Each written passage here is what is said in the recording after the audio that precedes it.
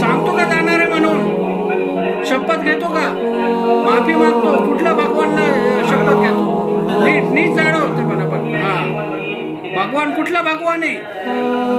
परत जा, परत घ्या.